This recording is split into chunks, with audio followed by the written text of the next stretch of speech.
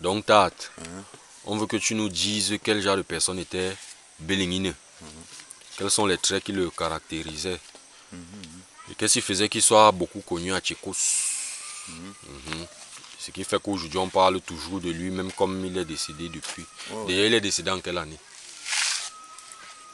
92. 92. 92. Il est décédé en 92. Le 2 juillet. 1992. Ouais. À quel âge? Comme il me disait, il était un homme de au moins 130 ans. Et sa femme est C'est décédée? un homme qui a vu la première, la deuxième guerre mondiale. Il a connu les Portugais, il a connu les Allemands. Bon, il avait une oreille percée. Je sentais que c'était un homme, un colon. Et papa est mort avec toutes ses 32 dents. À plus de 130 ans. Oui. Bon. Et, un homme de l'époque. Et maintenant, sa femme Sa femme, est morte en quelle année? sa femme meurt 5 ans après, donc 80. Avant? Avant, c'est maman qui est morte. C'est maman qui est, parce qu'on a commencé par papa. Bon. C'est maman qui est morte avant papa. En quelle année? Ouais. 86, 86. Oui, 86. Je me rappelle bien. 86. Et elle avait quel âge? L'âge de maman était imaginaire, hein, parce que c'est le même genre d'antan, mais sauf que je ne peux pas vraiment imaginer l'âge de maman parce que ils n'ont pas connu les pièces comme ça veut nous. dire qu'elle avait aussi comme 130 ans. Elle venait à peine, je peux lui donner presque 100 ans. 100 ans? Ouais, presque. Parce qu'on dit que c'était pouvait être sa fille, qu'elle pouvait être la fille de oui, son elle me disait qu'elle s'est mariée à papa étant jeune. Donc papa était son aîné, donc on ne pouvait pas déterminer franchement son âge. Donc, bon, quand on dit qu'il a connu la colonisation, là, il a travaillé les routes, il a fait quoi? oui, papa travaillait les routes avec les Allemands. Il creusait les routes. Oui, comme il m'a parlé. Avec les mains. Oui, avec les mains. Je connais même les traces de ces routes-là. Il y a les ponts jusqu'à nos jours. Les ponts en pierre. Donc il faisait les ponts en pierre là où il y avait les rigoles, quoi. Bon, et on m'a dit qu'il était soldat du chef. Oui, il était, on les appelait Poulos. Poulos, Bipotok. Le chef supérieur d'antan là. Donc papa était parmi ces soldats. Bon, et maintenant il était quel genre de personne? C'est son caractère. Parce que maman a dit qu'elle a vu Belingine. Belingine lui a dit de ne jamais partir. Dites-nous, il était quel genre de personne? Papa, c'était un homme d'abord un rassembleur. Chef de famille de son genre, il était grand rassembleur. Ce qui fait donc que comme c'est des gens qui ont connu ce qu'on appelait l'amour. Qu'est-ce qu'on appelle l'amour? Il est mort avec tous ces caractères qu'il a grandi avec, qu'il a connu de ses parents.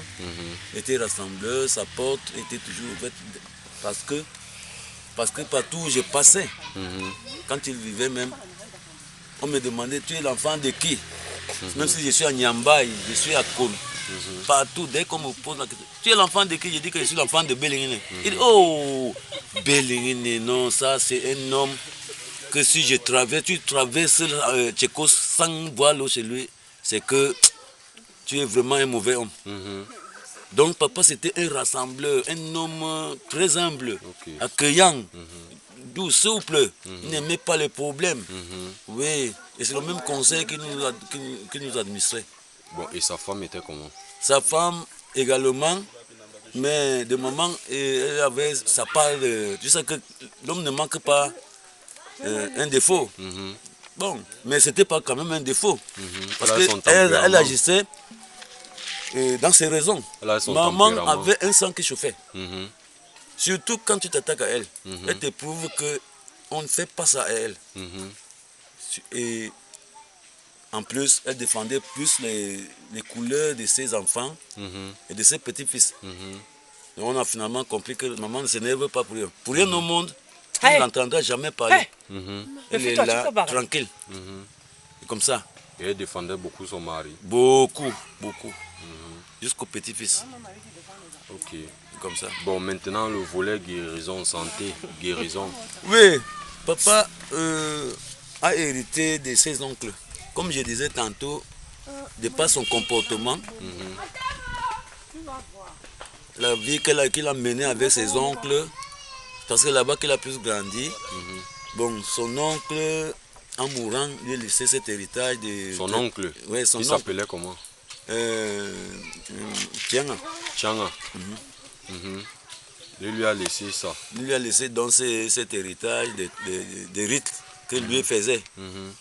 C'est bon, ce qui fait donc que si papa a été connu des guérisseurs traditionnels, c'est à partir de là-bas que c'est venu. Ses oncles. Donc lui aussi n'a pas voulu laisser ça s'en aller comme ça. Dès qu'il a vu mon âge, un certain âge de moi, il a commencé aussi à m'initier jusqu'à ce qu'aujourd'hui je suis son représentant, son remplaçant par rapport à ces rites-là. Donc ce n'est pas perdu. Il était guérisseur, il a beaucoup sauvé. Beaucoup sauvé. Ouais. Bon, est-ce que le rapport avec la sorcellerie, parce qu'on dit que le sorcier aussi voit. Oui. Est-ce qu'il y a une sorcellerie du bien, une sorcellerie du mal? Il était de quel côté? Est-ce qu'il voyait les sorciers? Papa, si je peux te dire qu'il était du côté bon. Parce que déjà, quand il guérissait, lui ne faisait pas ce qu'il ne connaît pas. Sorcellerie, en tant que tel, tu ne pouvais pas parler de ça à lui. Donc il te disait que, fous-moi le camp. Je ne suis pas de ce cadre-là. Si tu es sorcier, tu vas loin. Moi, je ne fais pas ce genre-là. Moi, je suis guérisseur pour aider et sauver. Point. C'est comme ça. Bon. Et c'est comme ça que nous vivons avec ces systèmes. Bon, maintenant, toi, le grand-père, qui soigne, est-ce que tu penses à laisser cet héritage à quelqu'un pour que ça continue aussi? Est-ce qu'il y a parmi nous, là, nous les descendants, quelqu'un vraiment que tu vois qu'il peut être en mesure de porter, de sauver ses frères, de sauver les autres? Est-ce que tu vois parmi quelqu'un qui a un cœur, ou alors, peut-être tu ne vas pas dire le nom de quelqu'un, mais est-ce que tu y penses? Oui, effectivement. Ok. Il y pense. Ok. Tout ça, c'est sur étude. Ok. Parce que papa, lui aussi, il a vu que c'est moi qui devais garder, qu'il m'a remis ça. Sinon, c'est au petit frère qu'il devait me donner. Voilà. Bon, il a vu que ça ne peut pas correspondre avec le petit frère. Voilà, il y a un côté qu'on a oublié. On a dit que grand-père qu'il était un grand batteur de tam-tam et un grand danseur. Et c'est vrai. Oui, le grand-père était plus particulièrement grand danseur. Il était du groupe de danse, mais à ce que j'ai connu de lui, c'était plus à la danse. Il était grand danseur de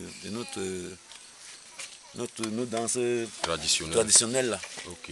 Et on danse tous les danses. Est-ce qu'il y a des événements ici au village? Il y en a. Qu'on appelle ça les noms. Oui.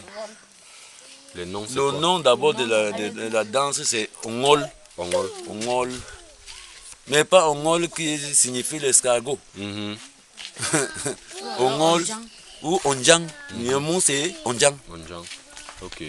Onjang, ça existe encore et ça se manifeste juste quand il y a un événement, accompagnement, mariage, fête, autant de choses que... Ok. Ça dépend de la personne qui organise. D'accord.